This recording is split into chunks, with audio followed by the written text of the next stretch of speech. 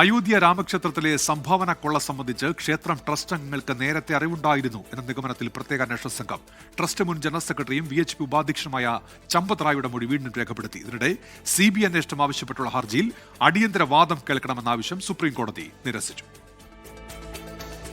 അയോധ്യ രാമക്ഷേത്രത്തിലെ സംഭാവന കൊള്ളയിൽ ക്ഷേത്ര ട്രസ്റ്റ് മുൻ ജനറൽ സെക്രട്ടറിയും VHP ഉപാധ്യക്ഷനുമായ ചമ്പത് റായിയെ അന്വേഷണ സംഘം വീണ്ടും ചോദ്യം ചെയ്തു.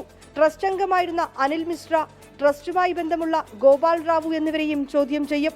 ബാങ്കുകൾക്ക് നോട്ടീസ് നൽകിയ SIT ബാങ്ക് ജീവനക്കാരുടെ മൊഴിയും രേഖപ്പെടുത്തി. സംഭാവന കൊള്ള സംബന്ധിച്ച് ക്ഷേത്ര ട്രസ്റ്റ് അംഗങ്ങൾക്ക് നേരത്തെ അറിവുണ്ടായിരുന്നെന്ന നിഗമനത്തിലാണ് അന്വേഷണ സംഘം.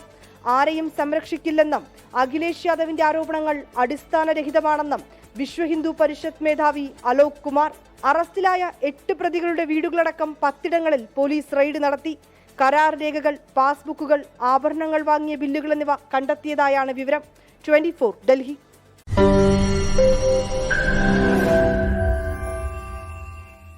ലോകത്തെവിടെയായാലും ഏത് സമയത്തും 24 വാർത്തകളും ഓഗ്മെന്റഡ് റിയാലിറ്റി പാക്കേജുകളും എക്സ്പ്ലെയിനറുകളും വിശദമായി കാണാൻ ഞങ്ങളുടെ YouTube ചാനൽ നിങ്ങൾക്ക് സബ്സ്ക്രൈബ് ചെയ്യാം.